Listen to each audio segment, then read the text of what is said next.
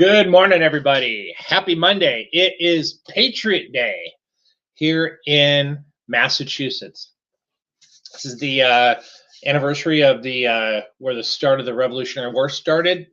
Beginning of the Revolutionary War here in Massachusetts near Lexington. Some people say it's Concord. We say it's Lexington, but they have the reenactment this morning, which is great. Anyhow, that was Dropkick Murphys song called "I'm Shipping Up to Boston," which is played quite a bit here with the sports teams around town. Hope you enjoyed that. So listen, hopefully everybody had a great weekend. It's great to be with all of you today. Again, if you don't know me, my name is Bob Lang. I run explosiveoptions.net with an amazing chat room of some people, great people, over 230 people in the chat room, and growing every single day. Where we talk about markets, we talk about trading, we educate people and talk to them about risk management and that sort of stuff, and finding good trade ideas. So let's talk about the markets here for a little bit. We got some interesting stuff going on. So overnight, we did see the markets move up. The S&P 500 futures moved up to about 4176. Roughly about 9 handles above where we're at right now. We're up about 3.5 points right now. Nasdaq up about 5. Dow Industrials up about 41. So we see the markets are trying to follow through on last week's strong move upwards. VIX is up a little bit here. The VIX futures, though, are down. So we'll kind of monitor that and see how those things come together, because the VIX futures will be expiring this week and will be rolling into May I believe on Wednesday morning. So they do have to come together, and you can see that they're working to get together right now. 1810 and 1769 still a little bit of ways away, but by the time the tomorrow night, the last trading day of the VIX futures is tomorrow, we'll see these come together even further. So we have a big earnings week coming up here. Of course, we did have some earnings this morning. We had Schwab came out this morning and beat on the top line, missed a little bit on the top line, beat on the bottom line. We did at M&T Bank, which beat across the board. Tomorrow morning, we'll have Bank of America come out, Johnson & Johnson, Goldman Sachs, Lockheed Martin, and a few other names as well, too. Lockheed Martin is a name that we have in the Action Alerts Plus portfolio for thestreet.com. And then later in the week, we'll have Tesla, of course, on Wednesday after the close, along with IBM, Lam Research, Zions Bank, Discover, and Elevance tomorrow morning, along with Morgan Stanley, ASM Lithography.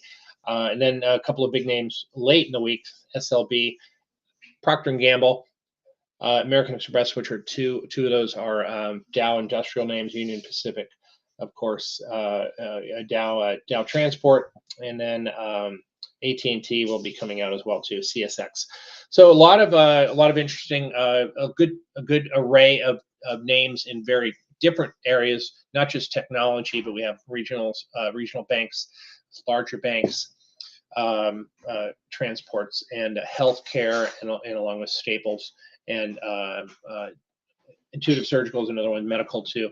And then we also have some discretionary names as well. So it'll be an interesting week of earnings. We do have also on Thursday coming out, Loretta Mester, who is the Cleveland Fed president, will be making some comments. Earlier in the week, we'll have John Williams, he'll be speaking on Wednesday. He's the New York Fed president, probably reiterating some of his words from last week about the inflation data. And then this morning we'll hear from Tom Barkin, who is the Richmond Fed president, and he spoke on Friday. He's going to continue to talk a little bit today.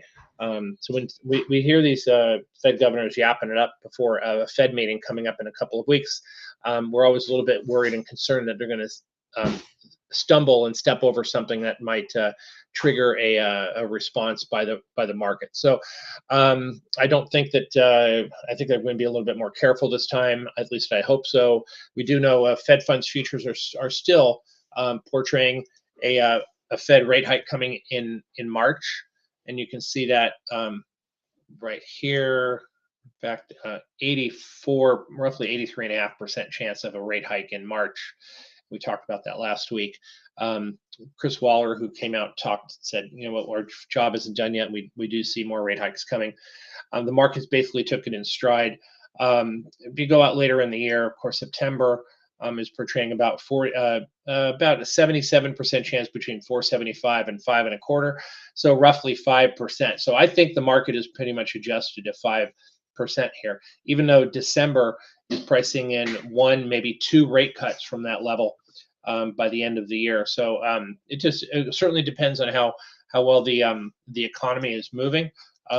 Let's take a look at GDP now, which comes in, which is an estimate by the Atlanta Fed on based on the data and what the economy is doing for the second quarter. And now that's up to 2.5%. It's up from 2.2. On Friday, it went up to 2.5% estimate for Q2, which is what we're in right now. A lot more data to come out, and this number is obviously going to change a lot between now and the end of June. But we do have next week, we will have the first look GDP number for first quarter.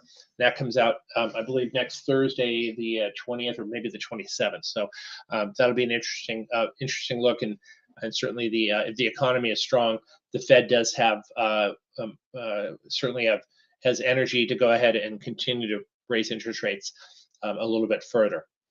So let's talk about markets here for a little bit. So S&P 500, Doji Day on Friday, and we ran up to near some near-term resistance. These February highs, which came in just under 4,200. And of course, we corrected down quite a bit. We corrected almost 10% down from there in about 6.5 weeks, and of course, exaggerated by the regional bank problems, Silicon Valley Bank, Signature Bank, and so forth. That was right here. Took us down below that 200-day moving average, right back up again. Now, of course, the 200-day moving average you can see here in black is starting to turn up. That would be modestly bullish, certainly long-term bullish for big institutional investors. The 20-day moving average, of course, is down here at around 40. Let's call it 40, 44. Quite a bit stretched away from the current levels. So we could see a little bit of sideways movement, and then letting that 20-day moving average catch up to the current price level, and then we'll see how it responds to that. If we come back down over here, we're going to come down and test that middle band, which is right over here, 40, 43, 40, 44, and then perhaps even some lower levels than that. The 100-day moving average comes in at around 39.91. So 4,000 roughly is going to be a good support area for the market. So that's, again, another 137 points down. It's about 3% down from here. So if we get a 2-3% drop on the markets here, should be a surprise, and we'll see if dip buyers step in there as well too. So volatility, let's look at that. VIX closed at levels that we hadn't seen on a weekly basis since November of 2021, well before just before the start of the bear market in January of 2022. It's showing a lot of complacency right now. There's a lot of people who are assuming that earnings were going to be good, and if they were not good, that it's already priced in. I think that's a foolish way of going about things. But listen, that's just my view. I'm not going to argue with the markets. I'm going to pay attention to the price action, as should you, and just proceed as the markets tell me to go, right? I can have my views and have my notions and so forth. Things don't make sense. But remember what John Maynard Keynes once said, the markets can remain irrational longer than you can remain solvent. So if you decide to fight the tape and you fight the markets, that's going to be a losing battle, because it could stay irrational for, and you could be right. Markets could be very irrational, but could stay that way for a heck of a lot longer than you have money for. So keep that in mind. I think we're going to talk about, let's see, we did have a merger this morning, actually not a merger, but a takeover. Prometheus Biosciences was bought by Merck for a really nice premium this morning, up over for $200 in cash.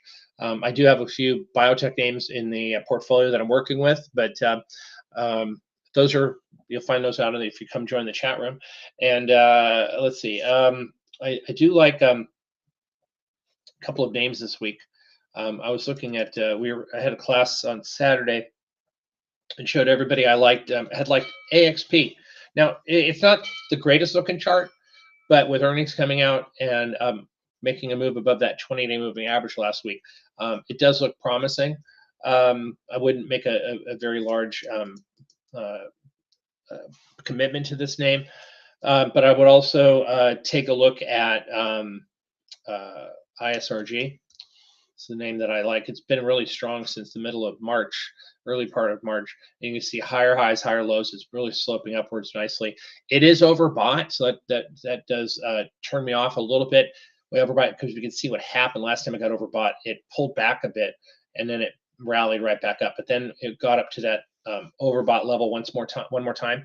RSI up near 70%, and it peaked and then came down sharply after that. So I'm a little concerned. We are at a lower level now than we were back in the early part of December, but this chart looks rather good. And then finally, I was looking at HCA, Home Hospital Corporation of America. So HCA has been a really strong name for the past month and a half. It's been making higher highs and higher lows. And again, there's another stock that's overbought, much like Intuitive Surgical. And it could make a really good move. They have earnings coming out Friday morning. I'm probably going to be spreading this name. If I get long some calls, probably be selling some upside calls against it just to manage and reduce my risk on this particular play. So that's those are a couple of names that I'm looking at. So have a great day, everyone. And again, happy Patriot Day. It's a holiday for us here in Massachusetts, and we're looking forward to a big game with the Red Sox today. It's Marathon Day as well too. I think the marathon's probably already started, and I'm not out there, so I'm not out there to run. So injure myself. But anyhow, have a great weekend, great week, everybody, and I'll see you guys back on Thursday morning. So what is Thursday? Thursday's I think 420 day, right? So looking forward to chatting with you again on Thursday. Have a great day, everyone. Trade well, be careful, and don't forget, have some put fun. See ya.